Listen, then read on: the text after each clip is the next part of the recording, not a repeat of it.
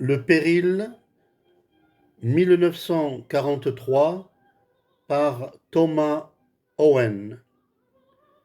Gérald Berthaud, alias Thomas Owen, né le 22 juillet 1910 à Louvain et décède le 1er mars 2002 à Bruxelles.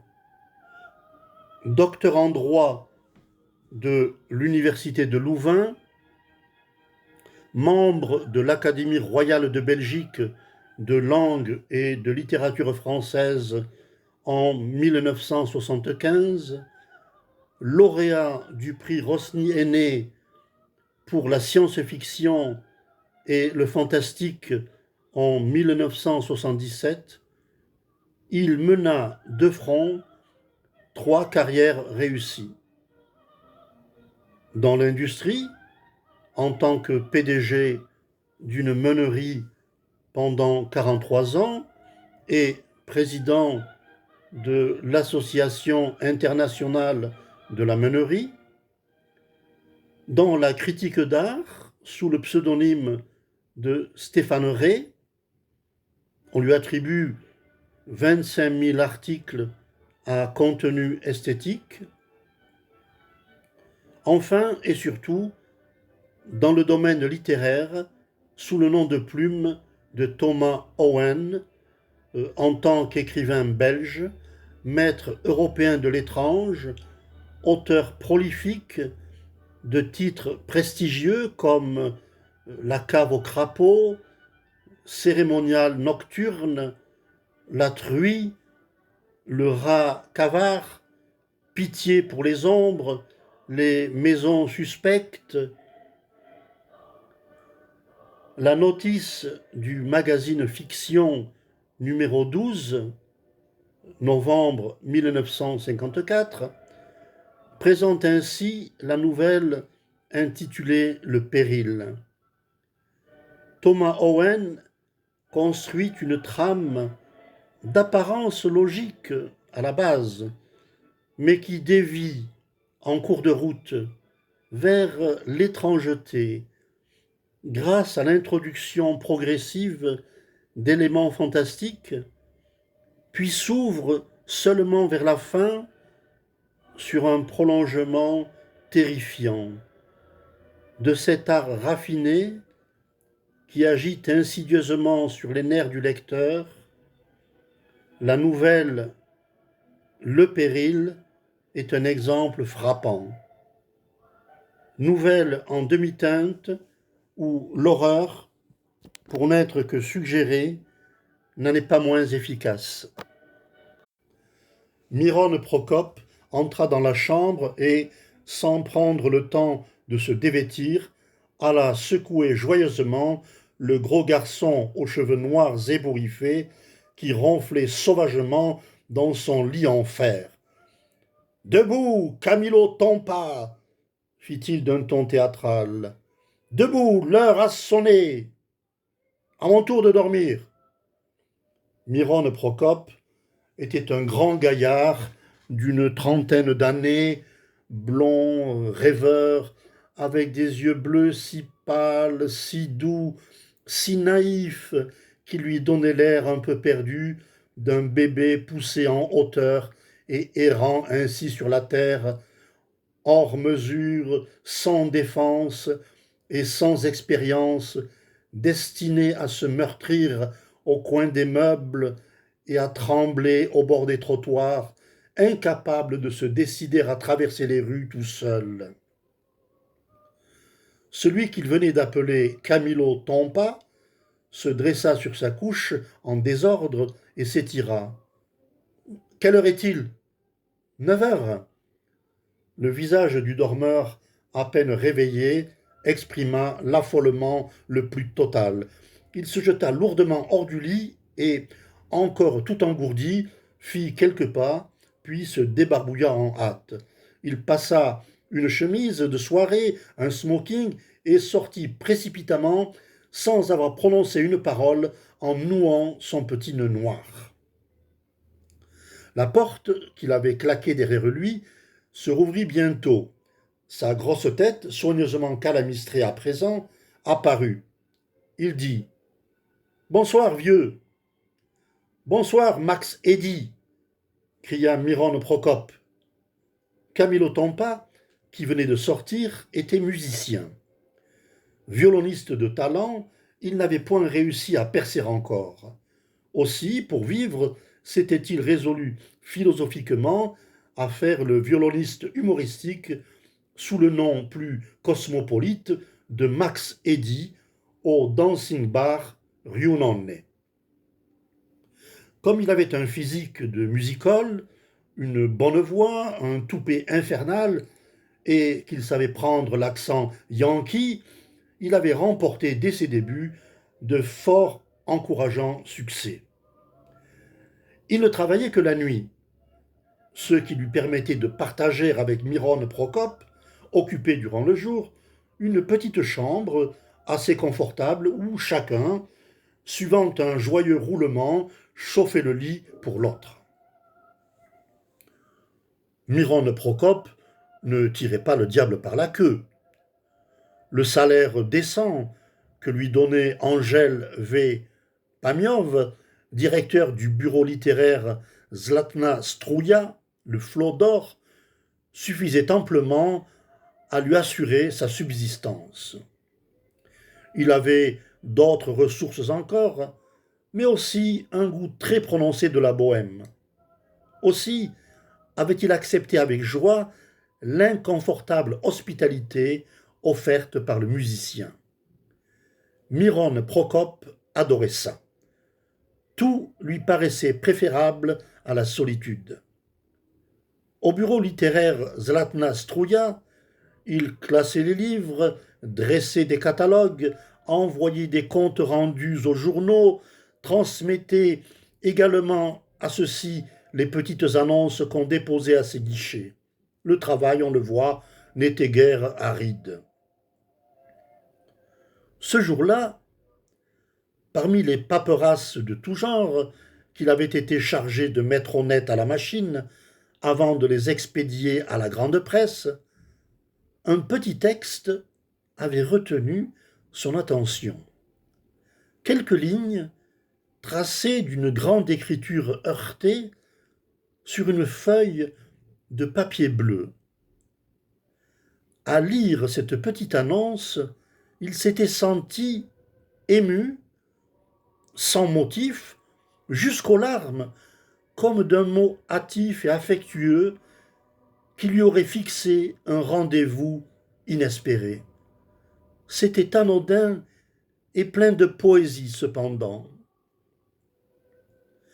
Madame Mara Georgieva, professeure de musique, rue Lyuben Karavelov, 24, Sofia. Transpose production musicale d'après son propre système. Cela avait une drôle de petite odeur de poussière, de difficulté d'argent, de parfum bon marché, de bas de coton noir.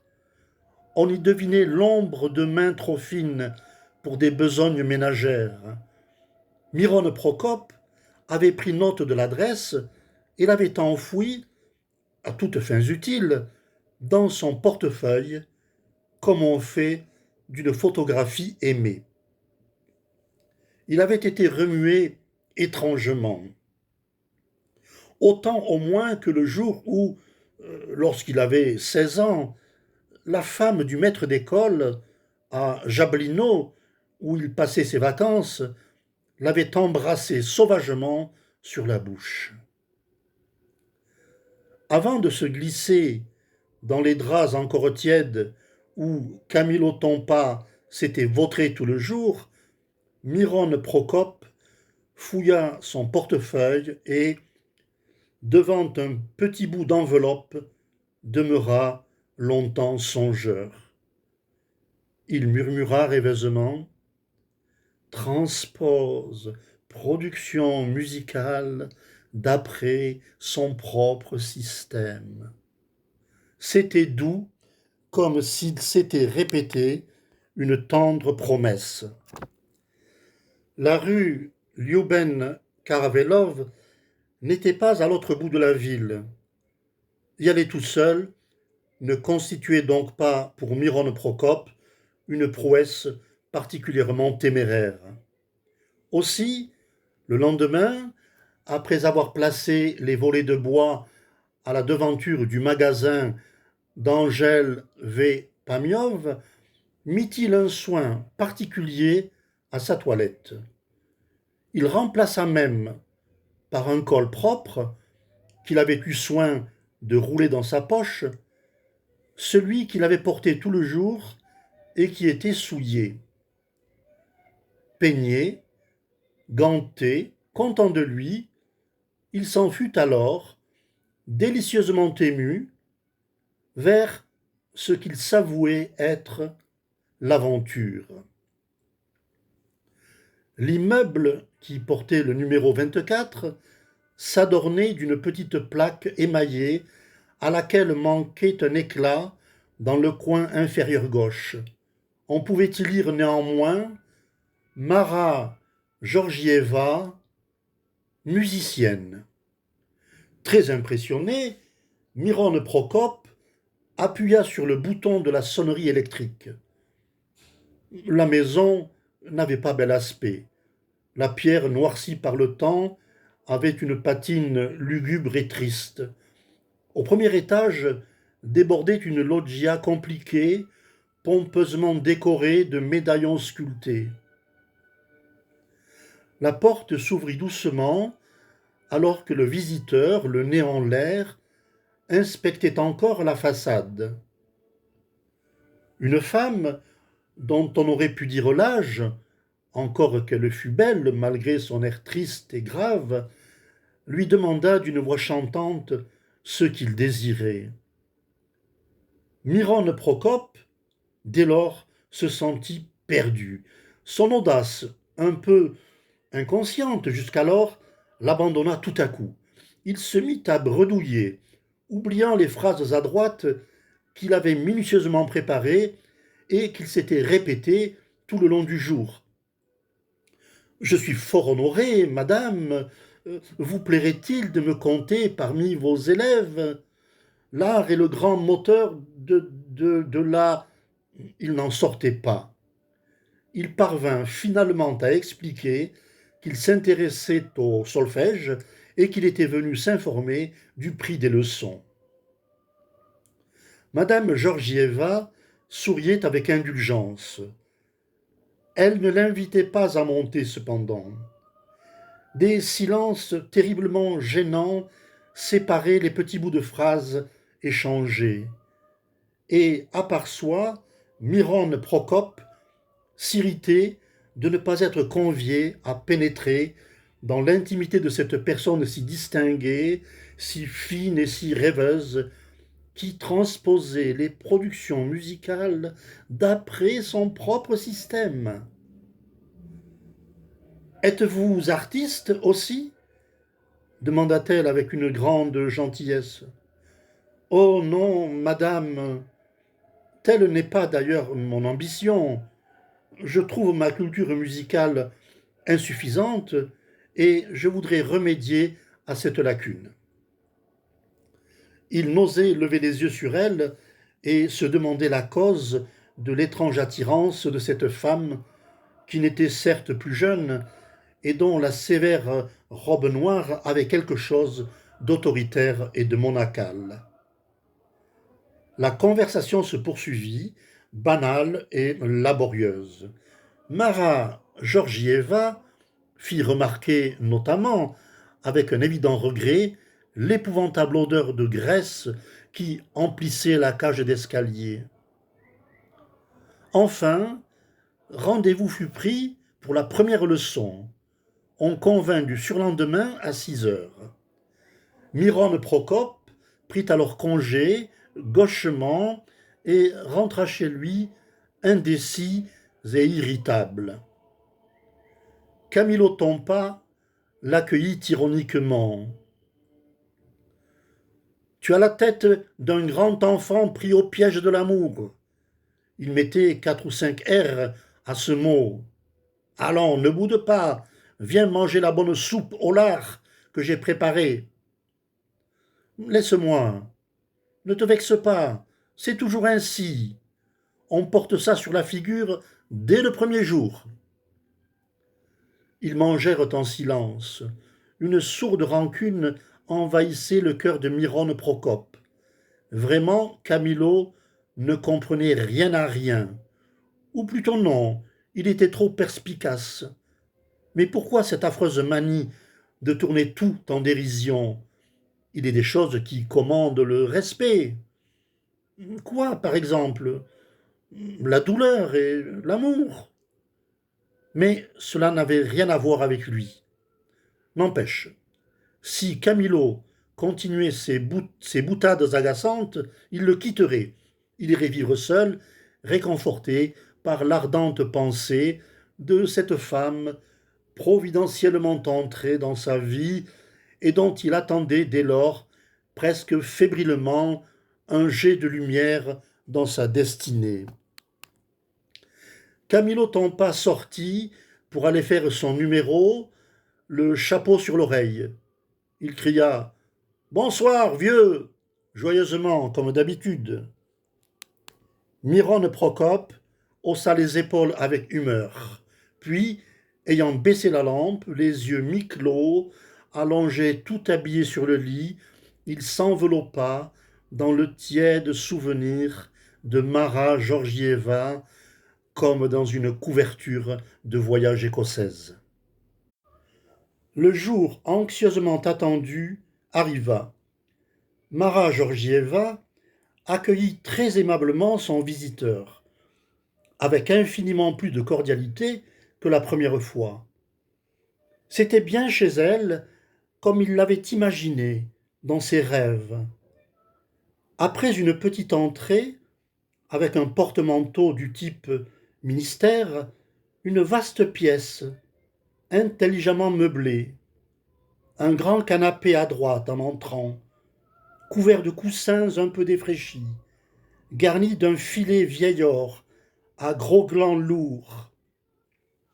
À côté, une lampe sur pied, encapuchonnée d'un abat-jour chinois, d'un goût douteux, achevait de donner à ce coin un cachet imperceptiblement équivoque. Le commutateur tourné, le reste sortit de l'ombre. Un grand piano à queue, massif et bien nourri. Près de lui, dressée comme un reproche, une harpe décharnée, respirant à la fois noblesse et abandon. Une jolie commode du XVIIIe, un argentier marqueté, des bibelots de tous genres enfin, qu'il se promit bien d'examiner de plus près au cours de ses visites futures. Miron Procope avait réussi à dominer sa timidité et son émotion. Il dit à Mara Georgieva tout le charme qu'il trouvait à son intérieur et combien lui plaisait l'intimité artistique de ce cadre digne d'elle. Oui, répondit-elle, souriante et grave, je me sens heureuse ici, autant qu'on peut l'être. Tout me plaît. Je vis au milieu de mes souvenirs. J'aime toutes ces choses qui sont devenues mes amies, mes confidentes. J'aime même, le croirez-vous, la lampe chinoise, qui n'est pas très discrète, cependant. La conversation prenait un tour un peu sentimental. Miron Procope eut l'intuition que son interlocutrice allait lui faire la confidence de sa vie. Cela le choqua, comme une chose trop rapidement acquise. Mais il n'en fut rien.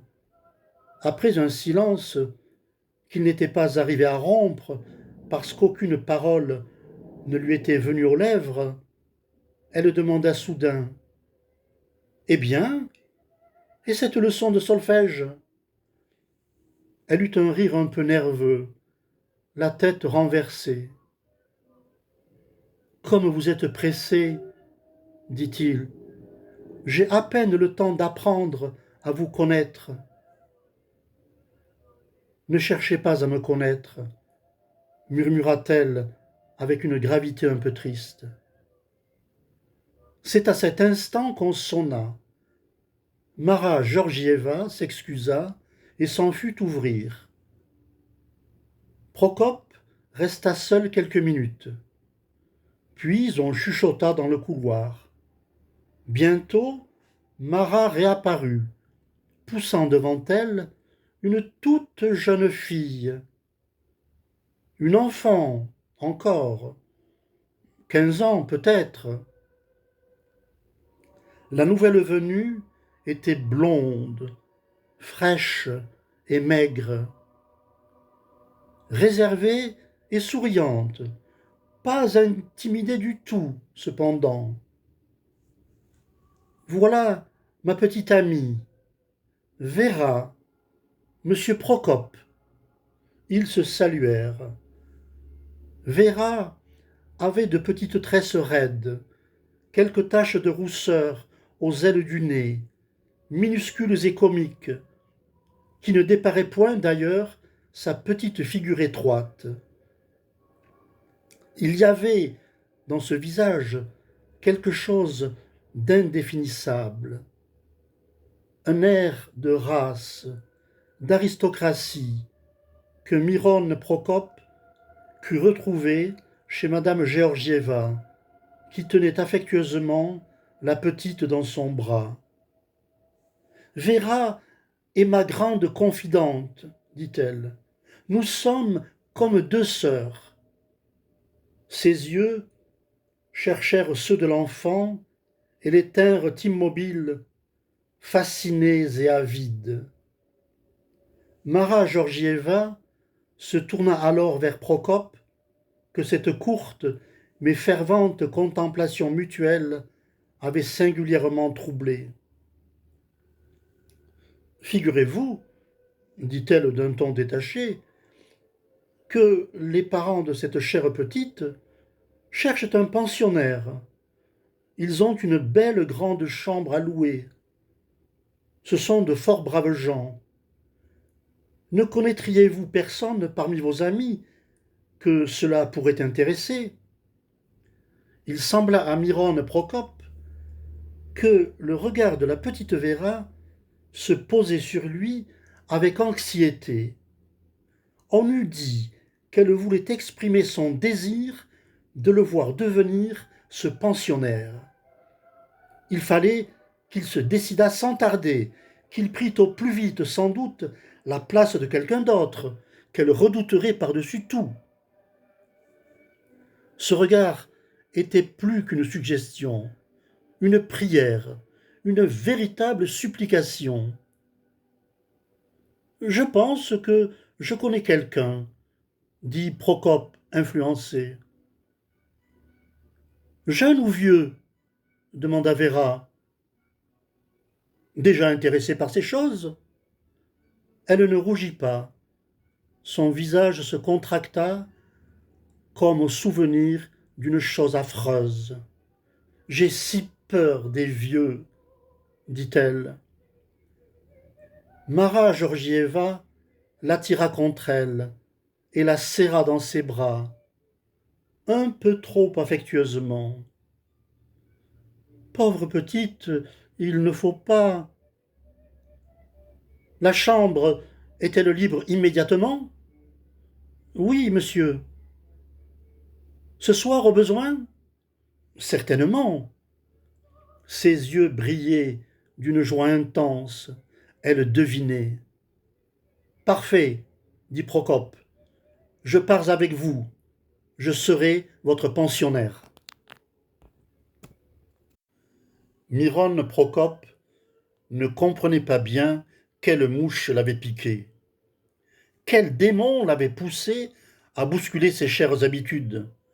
Pourquoi avait-il subitement abandonné son vieux Camillo? Avait-il cédé à la détresse de la petite Véra, à un désir inexprimé de Mara Georgieva? Il ne savait. Une chose était certaine, le papier à fleurs de sa nouvelle chambre ne lui plaisait pas. Pour le reste, l'indifférence la plus totale l'habitait. Son geste, inconsidéré et inexplicable, ne lui laissait que la saveur un peu amère d'une grande passivité, mêlée à un peu d'inquiétude. Les parents de Véra étaient des gens simples et bons, déjà assez âgés. Dans ce milieu fort modeste, l'adolescente paraissait déplacée, comme une pierre précieuse dans une boîte d'allumettes. Ce petit bout de femme, bien que née pour devenir une petite bourgeoise comme sa mère, destinée à grandir et à vivre dans un intérieur mesquin et sans confort, semblait avoir compté, parmi ses lointains ascendants, accouplés au hasard des siècles, quelques personnes de haut lignage, pleines de finesse, de distinction, de pureté dans les traits et le regard, dont on retrouvait au détour du pli de la bouche ou dans la ligne du front ou du nez la marque encore perceptible. Véra portait sur elle un signe de grandeur et de prédestination. Elle avait une maturité d'âme un peu intimidante, qui faisait danser une petite lueur insolite dans ses yeux bleus au blanc nacré. Miron Procope la voyait tous les jours, puisqu'il prenait ses repas avec elle à la table familiale. Lorsqu'il rentrait, sa journée finie, il la découvrait, occupée à lire, à broder ou à rêver. Il lui parlait souvent pour le seul plaisir d'entendre sa voix. Une voix de mésange, d'oiseau en tout cas, grêle et élevée, où l'on sentait frémir des plumes. Insensiblement, sans trop s'avouer ce qui l'attirait en elle, Procope se prit d'affection pour Véra. Il disait, le soir, lorsqu'il la surprenait à la fenêtre, comme si elle l'attendait, « Bonsoir, petite fée !» Et elle répondait en riant, « Bonsoir, monsieur Procope !» Il était ainsi naïvement heureux de la retrouver chaque soir, et, à son insu, le visage de la gamine l'occupait fréquemment pendant la journée, surgissant à tout propos dans sa pensée. Il se mit tout doucement à l'aimer, sans s'en apercevoir, d'un sentiment indéfinissable, paternel, enfantin, amical. Il lui paraissait désirable parfois de jouer avec elle à la poupée, ou de lui raconter des histoires en la prenant sur les genoux, ou de la serrer dans ses bras, brusquement, sans rien lui dire. Mais, en sa présence, il se sentait incapable du moindre geste tendre, il se contentait de la regarder et d'essayer de lui plaire. Il lui faisait, dans ce but inavoué, de petits cadeaux attendrissants, un oiseau, un lapin, des poissons rouges, un jeune chien pâteau, des fleurs, un compas, un tablier blanc avec de la dentelle, des friandises. Il lui disait toujours « Petite fée », et elle répondait gentiment « Merci, monsieur Procope. Bonjour, monsieur Procope. » Cela le faisait sourire, et il lui demanda un jour de ne plus l'appeler monsieur Procope, mais de trouver quelque chose de plus affectueux, de mieux en rapport avec leur grande sympathie. Oncle Procope, par exemple. Elle acquiesça avec un petit sourire entendu. Le lendemain de ce jour, il lui apporta une petite montre bracelet avec un ruban noir, une vraie petite montre bracelet, comme elle en désirait une. Elle vint en lui dans un grand élan, lui enlaça le cou de ses petits bras maigres, regarda son visage de très près, et brusquement l'embrassa sur les lèvres. Et restant ainsi suspendue à lui, elle murmura sans gêne et sans rire: Merci, mon chéri. Miron Procope ne savait que faire. Il la prit par la taille et la déposa doucement à terre, délicieusement troublé. Mais il se ressaisit bientôt, subitement conscient de ce que cette attitude avait d'équivoque. Il s'arracha à la présence de la petite Véra, tant il se sentait disposé en cet instant à la couvrir de baisers et à l'attirer à lui. Il sortit sans un mot. À ce moment, le père entra. Procope se sentit horriblement honteux, coupable même, à la seule idée que cet homme, sans arrière-pensée, aurait pu les surprendre. Une rougeur monta en lui qui vint ensanglanter sa vue. Les deux hommes se saluèrent cependant, comme de coutume, échangeant quelques propos sur le temps et le coût de la vie. Véra, comme si rien ne venait de se passer, vint spontanément à son père et l'embrassa dans un grand élan affectueux. Miron, à cet instant, se demanda s'il fallait s'étonner davantage de cette extraordinaire candeur ou de cette précoce rouerie. Miron n'avait pas abandonné ses leçons de musique. Il voyait Mara Georgieva 2 fois par semaine, et une amitié virile et intellectuelle l'unissait à cette femme délicate et troublante qui avait pour lui des attentions maternelles. Il se sentait bien rue Liouben Karavelov, et les soirées interminables qu'il passait en compagnie de Mara le libéraient un peu de l'envoûtement morbide où le tenait la captivante pensée de la petite Véra. Il ne s'était pas ouvert encore à son ami du trouble sentiment qui était né en lui et qu'il ne combattait que mollement. Aucune allusion n'avait jamais été faite à l'adolescente.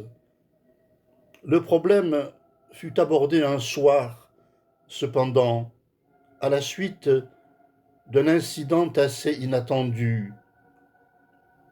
La concierge, lui ayant ouvert la porte d'entrée, il était monté directement à l'appartement de Marat. Le doigt sur la sonnette, il s'était ravisé. Des voix lui parvenaient de l'intérieur.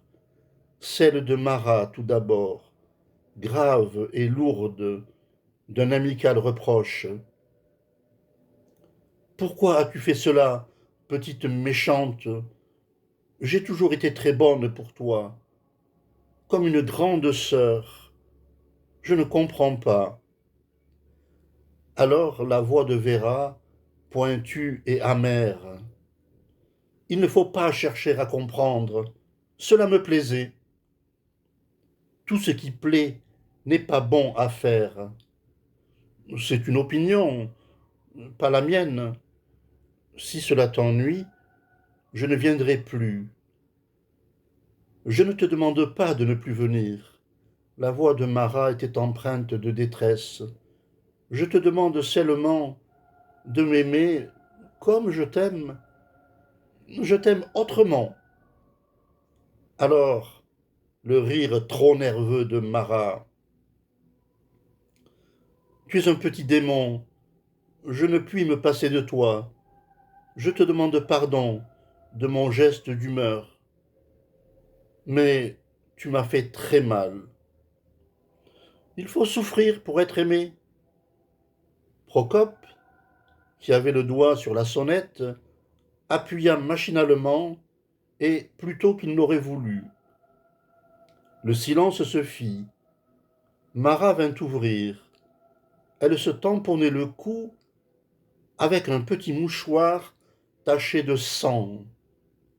Ah, c'est vous, Miron, fit-elle un peu déroutée. Il y a longtemps que vous êtes là? Elle paraissait inquiète. J'arrive. Entrez, j'ai une visite. Oh non, non, je m'excuse, je ne veux pas vous importuner. Il disait cela pour donner le change, et Marat se laissa prendre à son jeu.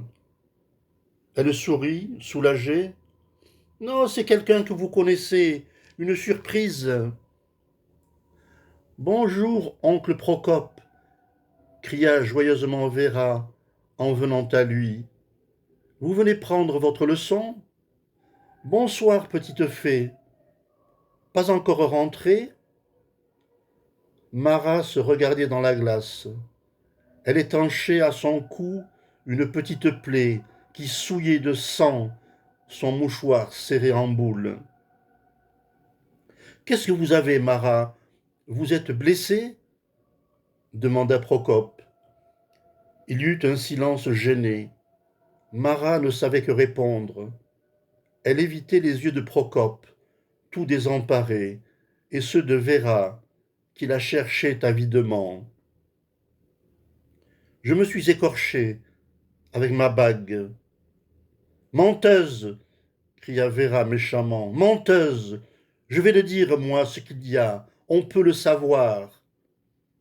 Véra, supplia-t-elle, tais-toi donc. Non. Vous m'écoutez, oncle Procope? Cette méchante a voulu m'embrasser. Si, si, elle veut toujours m'embrasser. C'est pour cela qu'elle m'attire ici. Elle a voulu m'embrasser, et je l'ai mordue, dans le cou. C'est pour cela qu'elle saigne. Quelle idée! Faire du mal à une si gentille amie, protesta Miron Procope, terriblement ennuyé. Véra le toisa insolemment. Une lueur perverse passa très rapidement dans son regard. Elle haussa les épaules. Elle a voulu m'embrasser d'une façon sale. Marat ne protestait pas. Effondrée dans le grand canapé couvert de coussins, elle pleurait, le visage entre les mains. Procope n'insista pas. Un peu de chaleur lui monta aux joues. Il aurait désiré en savoir plus long, mais il aurait fallu pour cela affronter le regard trop profond de Véra, prononcer des mots dont il avait peur, analyser des sentiments, des sensations et des gestes dont la pensée seule l'épouvantait. Il faut rentrer à la maison, petite fée, dit-il doucement pour l'apaiser. Vos parents vont s'inquiéter. Allons, dites gentiment au revoir à Marat. Vous lui avez fait de la peine. Marat faisait signe de la tête que ce n'était plus nécessaire. Si, si, insista-t-il, il faut vous quitter, bonnes amies. Véra s'approcha, elle tendit la main à Mara Georgieva, qui leva vers elle son beau visage baigné de larmes et son cou cruellement meurtri.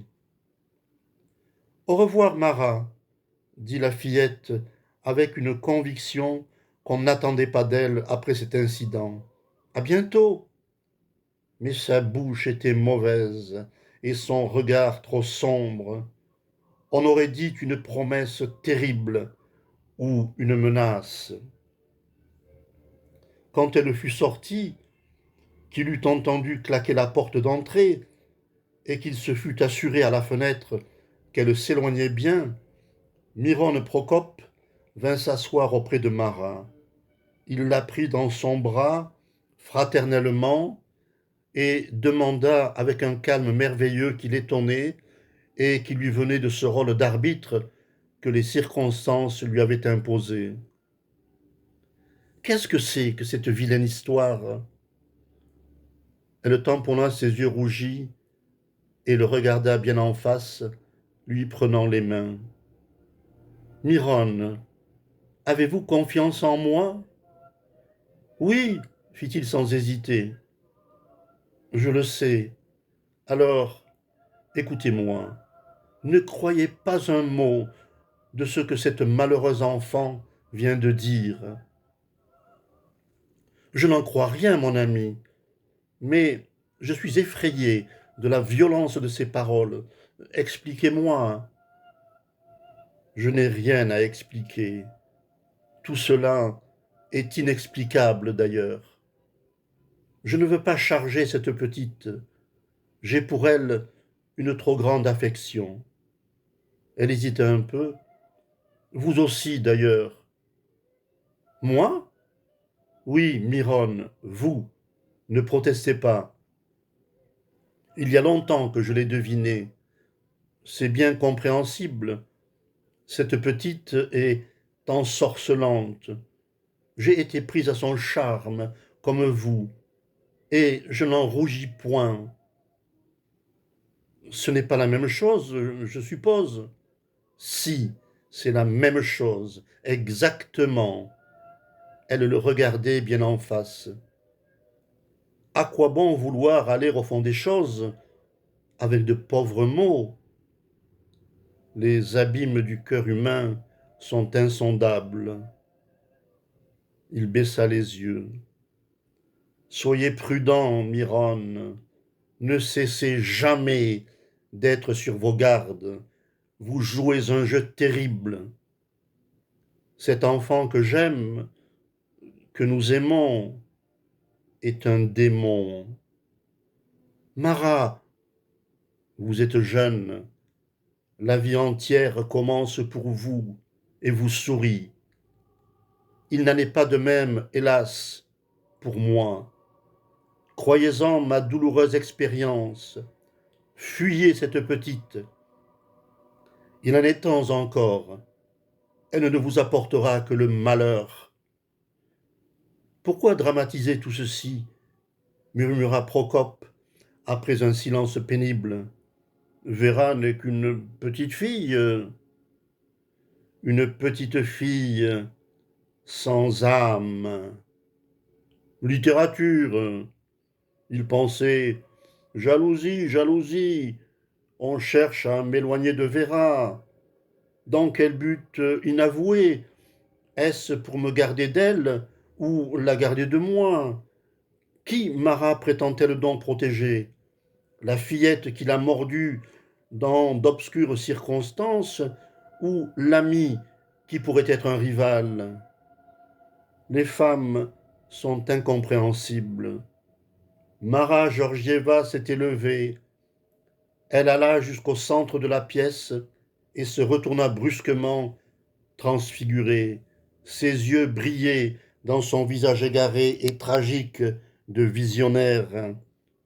La mort, dit-elle en se croisant les mains sur la poitrine, elle apporte la mort. Miron Procope avait cru pouvoir se libérer de la double et contradictoire emprise des deux femmes qui occupaient sa vie. Il avait renoncé à ses visites chez Marat et ne s'était plus présenté chez sa jeune amie. Il avait fui autant l'une que l'autre, intimidé par le mystère et le doute.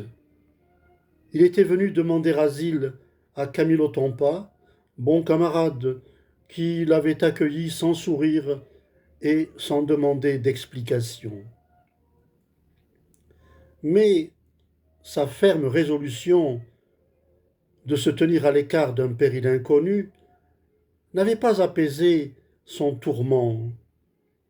Si l'image de Marat, prophétique et douloureuse, commençait à s'estomper dans son souvenir, la pensée de sa petite fée ne cessait de l'assaillir.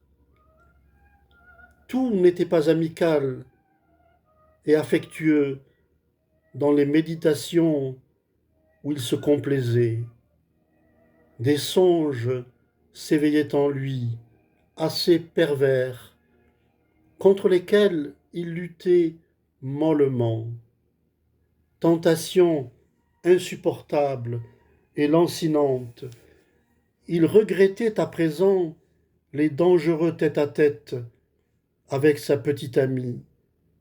Cette indéfinissable intimité, puérile et troublante. Un besoin de rechercher et de craindre à la fois une chose qu'il devinait monstrueuse ne lui laissait plus de repos. Il se mit à souffrir, à se ronger. Aucun remède n'existait pour son mal. Impossible de se raisonner, impossible de se distraire. Le soir, très souvent, après une journée amère, il lui arrivait de venir rôder autour de la maison où il avait vécu auprès de Véra. Il passait et repassait sous les fenêtres closes, s'appuyait au mur, sa joue brûlante contre le crépi rugueux. Ces rares minutes dont il percevait l'invraisemblable ridicule lui apportaient un petit soulagement que venait gâter la crainte d'être surpris. Il allait aussi les pieds de loin lorsqu'elle partait pour l'école, avec ses petites tresses blondes appétissantes, comme des torsades de sucre transparent. Il avait ainsi l'impression de veiller de loin sur elle, de la protéger contre des dangers inconnus, contre la méchanceté, peut-être, des grands garçons qui se pourchassaient en bataillant dans les rues. Mais il dut se l'avouer finalement, c'était une déchirante jalousie qui le poussait, le forçait à se dissimuler aux abords de l'école, à patienter longuement sous la pluie pour attendre l'heure de la fin des cours, détournant son regard afin de ne point éveiller l'attention des passants devenus familiers. Mais un jour, un triste jour, où le vent soufflait méchamment de mauvaises nouvelles, Véra ne parut pas. Son absence à l'école se prolongea pendant une semaine. Procope n'y tint bientôt plus. Il devinait sa petite protégée malade, en danger peut-être, et la crainte terriblement précise d'un malheur lui donna un courage inattendu. Il décida d'aller aux nouvelles sans souci de ce qu'on pourrait dire. Il fut reçu très amicalement par les parents qui ne firent aucun commentaire sur son départ précipité.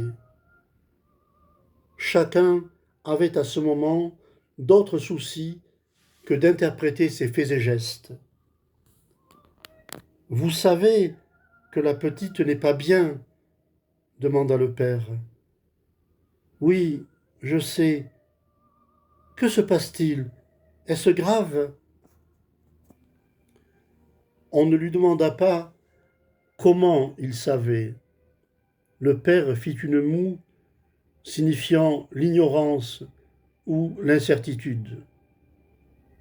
La mère se mit à pleurer. Ah, monsieur Procope, une petite si gaie, si riante. Vous la connaissiez bien d'ailleurs. Ces mots lui parurent un instant une allusion désagréable. Mais il secoua ce malaise, né seulement de son imagination ombrageuse. Il demanda à voir Véra, très ému et très remué. Il retrouvait avec un petit pincement au cœur ses meubles et ses bibelots sans valeur qui lui étaient devenus familiers et qui avaient servi de cadre à tant d'heures douces et tendres. Véra était comme une porcelaine dans son lit tout blanc, transparente et amaigrie. Elle sourit doucement, mais sans surprise particulière, comme une petite fille sage sourit à un vieil ami de la maison. « Bonjour, petite fée, fit-il, la gorge serrée. « Bonjour, monsieur Procope. » Il avait les mains vides, tant sa précipitation d'accourir à son chevet avait été grande. Il dit « Je reviens ». Il sortit en hâte. Il revint peu après avec un tas de choses inutiles et merveilleuses, obtenues en échange de tout l'argent qu'il avait sur lui. Et l'on fit joyeusement sur le lit blanc l'inventaire de toutes ses richesses, de ses flacons multicolores, de ses boîtes nacrées, de ses friandises enrubannées, de ses encriers garnis de coquillages, de toute cette pacotille de bazar, plus belle que les vraies choses précieuses, parce qu'elle porte en soi la poésie et le rêve, et qu'elle met à la portée des mains les plus modestes l'inaccessible et le merveilleux.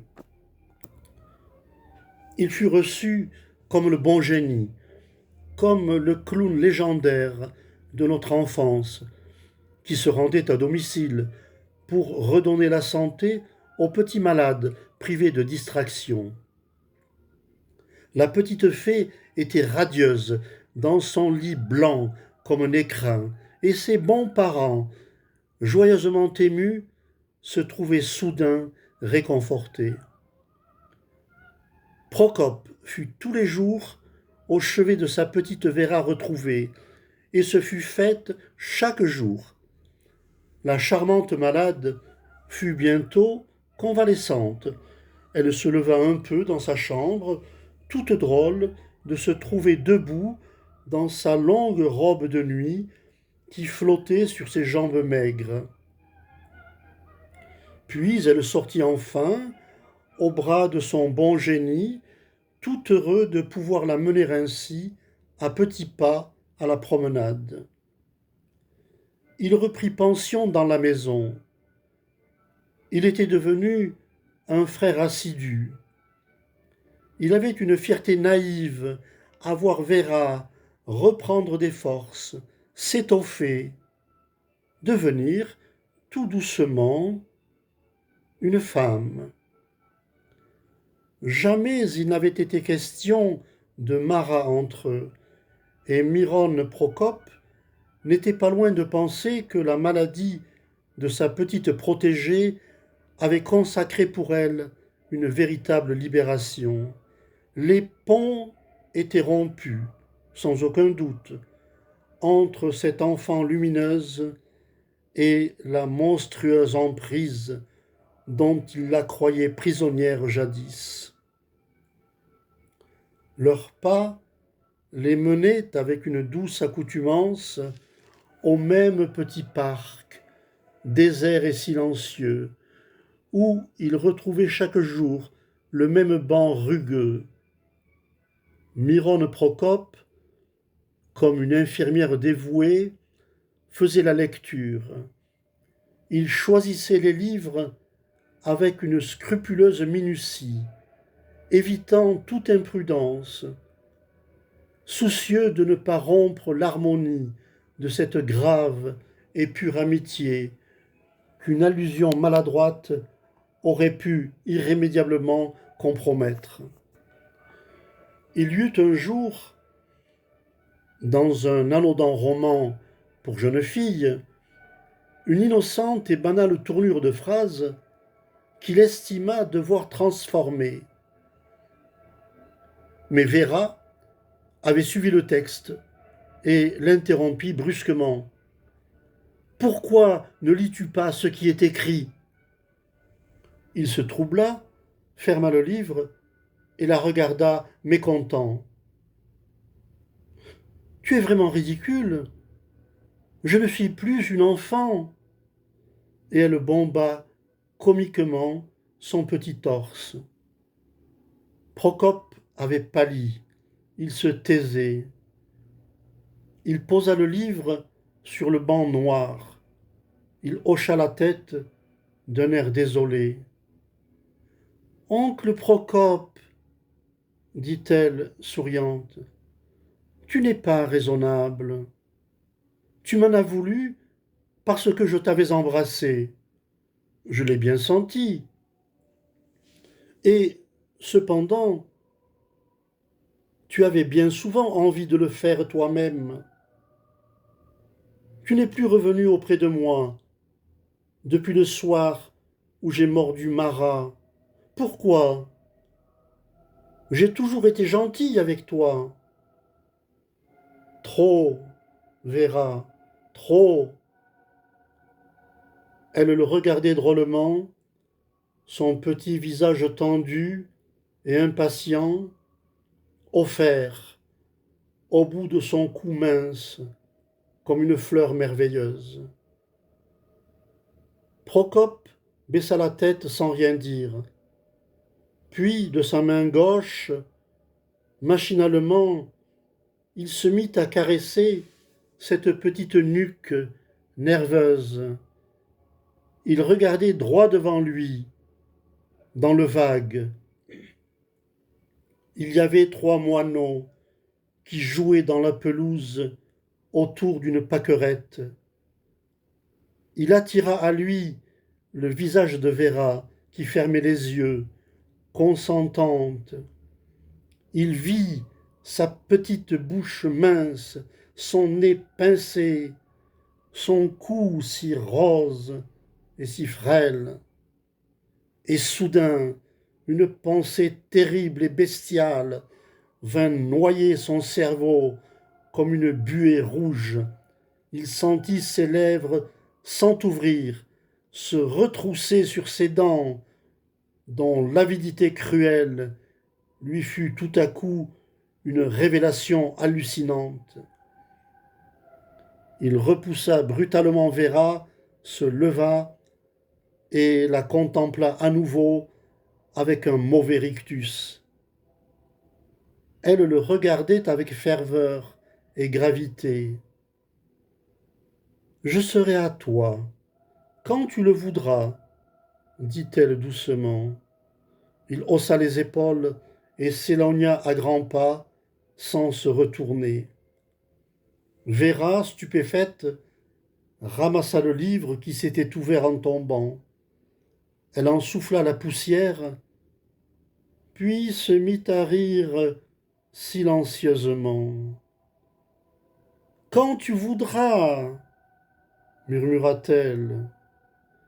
Quand je voudrais plutôt.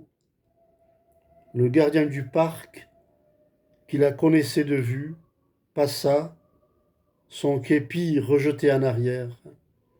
Il la regarda sans comprendre et lui sourit. Au milieu de la nuit, dans la maison silencieuse et endormie, Procope bouscula ses derniers scrupules. Mieux valait être taxé de témérité que de sottise. À pas lents, par l'escalier baigné d'un rayon de lune, il descendit jusqu'à l'étage où logeait Véra. Il faisait assez clair pour qu'il pût distinguer l'étroit tapis élimé qui occupait le milieu du couloir. Il s'y avança prudemment, puis s'immobilisa plusieurs minutes devant la chambre des parents, où un ronflement paisible et régulier attestait le sommeil confiant de l'un au moins des 2 vieux époux. Avec une lenteur minutieuse qui le mettait dans un extraordinaire état de tension nerveuse, il se déplaça de quelques mètres et vint tendre l'oreille tout contre la porte de la jeune fille. Son cœur battait à ce point qu'il ne lui eût pas paru étonnant que d'autres dans la maison l'entendissent cogner à coups sourds et désordonnés. Allait-il gratter à la porte, appeler doucement son amie, entrer chez elle sans s'annoncer? Vera, souffla-t-il. Vera, c'est moi. Pas de réponse. Le ronflement dans la chambre voisine avait changé de modulation. Très loin, quelque part dans la ville, un chien, presque aphone, hurlait à la lune. Vera! Il avait la main sur la poignée. C'était plus fort que lui. Il ne songeait plus à toutes les objections qu'il avait lui-même formulées contre son désir. Il entra comme un voleur et referma vivement la porte derrière lui. Il y eut un courant d'air assez vif. La fenêtre était restée ouverte et les rideaux frémissaient encore. La clarté crue de la lune jetait sur le lit une tache blafarde. Vera! Il s'approcha. Le lit était vide. Il n'avait même pas été défait. Cependant, sur la chaise à laquelle il s'appuyait, les vêtements de son ami avaient été jetés en désordre. Son tailleur, son chemisier, sa ceinture en tissu élastique, et ses bas même, par-dessus le reste, comme des peaux mortes, vidées de leur chair. Il ne comprenait pas, il ne savait que penser. Où pouvait-elle être? Lui faisait-elle une farce? Il regarda sous le lit, derrière la tenture, dans l'armoire même dont la porte grinça effroyablement. Peine perdue. Vera n'était pas chez elle. Une déception cruelle lui serra le cœur comme une main rageuse. Il se sentait brusquement désolé, triste, inquiet, jaloux. Il battit en retraite, plus honteux encore que d'un échec, et s'en fut s'asseoir à mi-hauteur de l'escalier qui conduisait à son étage, le menton aux genoux, pour attendre, guetter, comprendre et protester. S'était-il donc assoupi? Avait-il dormi et rêvé? Était-ce le froid qui venait de le faire frissonner ainsi? C'était plus qu'un frisson d'ailleurs, un tressaillement en profondeur. Il ne s'était pas trompé cependant. Il avait cru voir passer une ombre, une silhouette rapide, vêtue de blanc. C'était un effet de l'aube, sans doute, qui mettait en fuite les fantômes de la nuit. Ou la lune, peut-être. Il se secoua. Non, ce n'avait pas été une illusion. Quelqu'un avait passé rapidement. Quelqu'un venait au même instant de pénétrer chez Vera. Il s'élança. Au moment où il allait mettre le pied sur le palier, la porte de la chambre des parents s'ouvrit brusquement, et la mère apparut, les cheveux hérissés de papillotes ridicules, les mains croisées sur la chemise de nuit si longue, si droite, si raide. « Ah, c'est vous, monsieur Procope, dit-elle rassurée. J'avais entendu du bruit. Je m'étais inquiétée. Non, ce n'est que moi. Il fit un signe apaisant. Je suis descendu prendre des cachets dans mon pardessus. Quelle heure peut-il être? 5 heures sans doute. Vous pouvez encore dormir un peu. Excusez-moi. Il remonta quelques marches et s'installa à nouveau à son poste de guet. La mère, qui était rentrée dans sa chambre, reparut bientôt. Elle ne leva heureusement pas les yeux dans sa direction et entra sans frapper chez Vera. Il tendit l'oreille anxieusement. On entendait les femmes chuchoter. Vera était donc chez elle. La jeune fille dit distinctement. Va donc te reposer. Tu es d'une nervosité stupide. C'était bien la voix de Véra. Comment était-elle rentrée dans sa chambre? Cette ombre imprécise qu'il avait cru voir, était-ce Véra? Et d'où venait-elle? Il renonça à comprendre. Par la fenêtre de l'escalier, il pouvait voir, pour la première fois, le ciel blanchir sur les toits.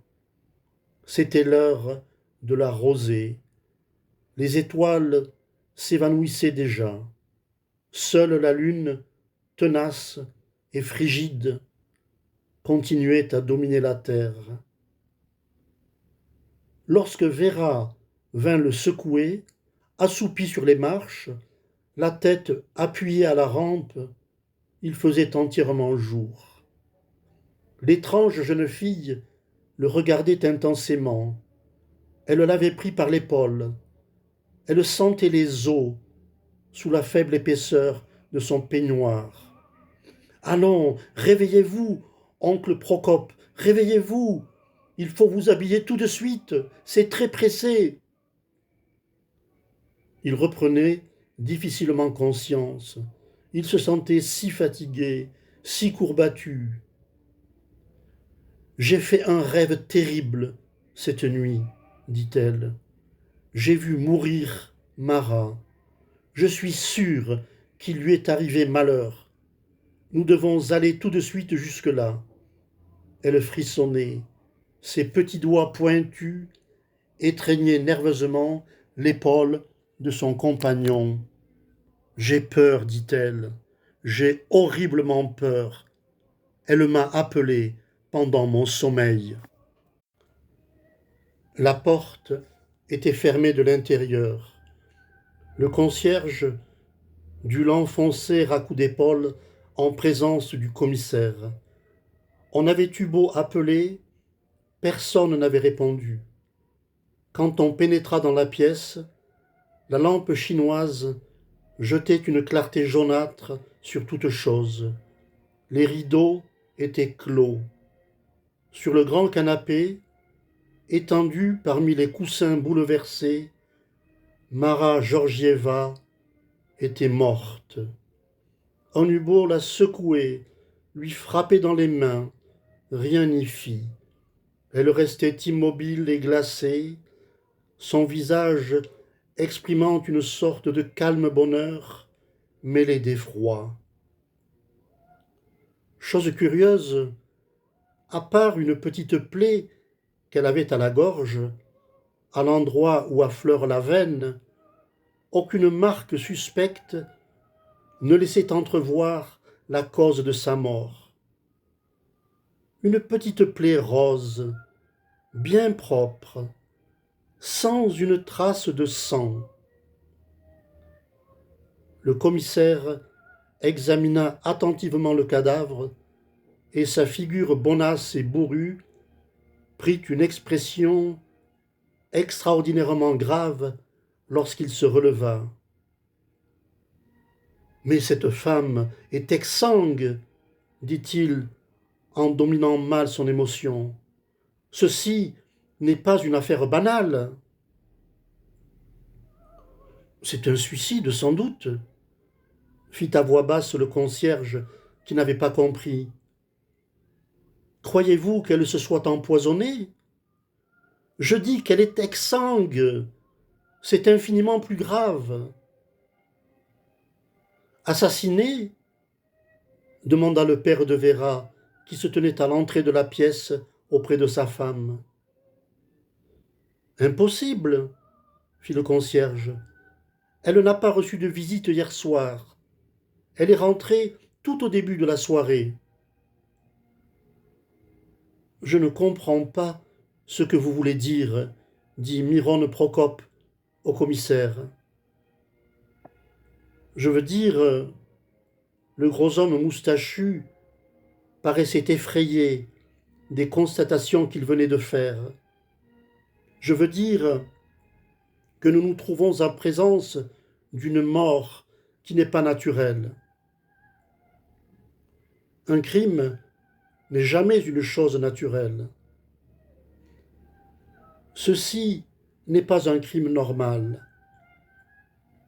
Regardez donc cette plaie, si propre, si pâle. Voyez ces traces, on dirait une morsure. Quelqu'un, quelque chose a mordu cette malheureuse à la gorge. Et ensuite, c'était la mère de Vera qui avait parlé d'une voix blanche. Ensuite, dit le commissaire à voix plus basse, on a bu le sang de cette femme jusqu'à la vider de sa vie. Vera étouffa un petit cri d'horreur. Procope vint à elle et la prit dans son bras en un geste d'amicale protection. Mais c'est une histoire de vampire que vous nous racontez là, murmura le père de Vera, incrédule. Le policier baissa la tête, impuissant à fournir une autre explication. Vous ne pourriez mieux dire. Un silence angoissé régna dans la pièce. Insensiblement, les assistants s'étaient éloignés du pâle cadavre. Cela ne m'étonnerait pas, murmura le concierge. C'était une femme bizarre. Je l'ai entendue fréquemment geindre, toute seule, le soir, en montant me coucher. Vous déraisonnez, dit le père de Vera en haussant les épaules. Il n'y a plus de vampires de nos jours. Ce sont là des histoires de croque-mitaines. Vous auriez tort de le penser, répliqua le commissaire, piqué au vif. Ce n'est pas la première fois que je sois obligé d'admettre une telle explication. La mère de Vera se mit à pleurer. Pauvre femme, murmura-t-elle, elle était si bonne et si douce, renchérit Vera en jetant à Procope un regard indéfinissable qu'il fut seul à percevoir. Si douce, si tendre, et elle passa sa petite langue rose de jeune chatte sur ses lèvres minces et mobiles.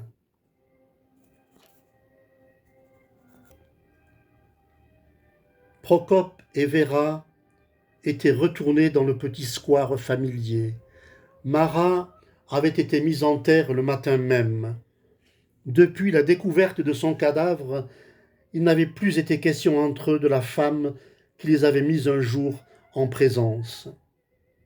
Procope avait pris Vera par la taille et ils avaient marché longtemps à petits pas, en silence, autour de la pelouse soigneusement entretenue, bordée d'arceaux de fonte. Je voudrais vous dire quelque chose, petite fée. Dites-le donc. Si l'on s'asseyait, ils retrouvèrent le banc rugueux et s'y arrêtèrent en soupirant doucement. Il y avait trop de mots qui se pressaient dans leur cœur. Vera, savez-vous que j'ai voulu vous rejoindre l'autre nuit dans votre chambre? Vraiment? Dit-elle, le visage soudain illuminé d'une grande joie. Et pourquoi ne l'avez-vous pas fait? Pourquoi êtes-vous resté dans l'ombre, sur l'escalier, comme un collégien? Si, si, c'est là que je vous ai surpris. Je ne suis pas resté toujours sur l'escalier. Pourquoi avez-vous hésité alors à me surprendre? Sa voix se fit plus grave et plus chaude. Il y a tant de soirs que je vous attends. Mais Vera, je suis venue. Elle secoua la tête gentiment. Elle souriait avec indulgence. Oncle Procope, vous avez rêvé. Vous êtes resté toute la nuit sur l'escalier. Il torturait son souvenir. Il se mettait à hésiter à présent. Au fait, c'était bien possible. Trop de pensées occupait sans cesse son esprit. Il devait sans doute perdre parfois de sa lucidité. Petite fée, dit-il, la gorge serrée, comme j'aurais voulu pourtant que ce fût vrai.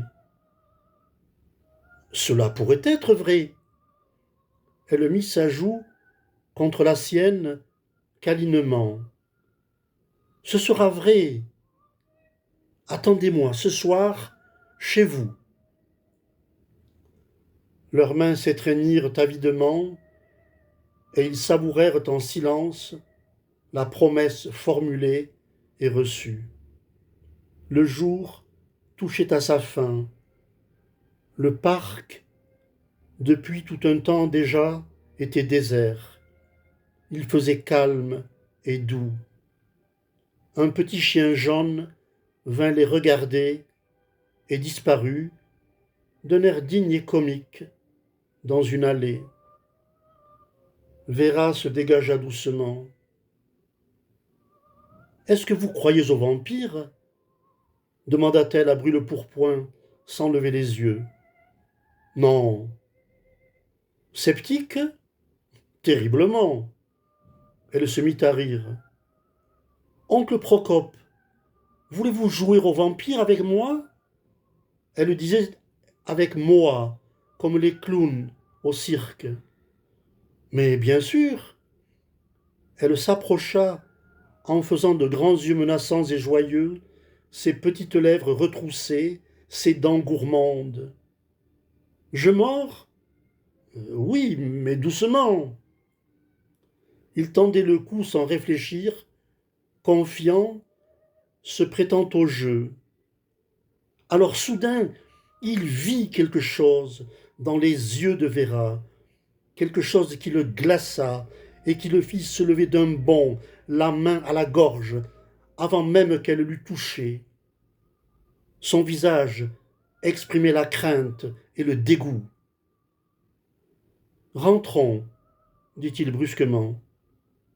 Ce ne sont pas là des choses à faire, c'est stupide. » Véra éclata de rire comme une fillette heureuse d'une innocente plaisanterie, et son rire sonna clair. « Ce que vous pouvez être émotif. » Le lendemain, Miron Procope était mort dans son lit, la gorge marquée d'une petite plaie rose, bien nette et bien propre. Véra ne le vit pas ainsi. Elle était partie, tôt le matin, se promener à bicyclette avec une amie, celle dont elle avait dit à sa mère avant de partir « Tu sais, la petite blonde, si rose et si fraîche, avec son petit cou gracieux,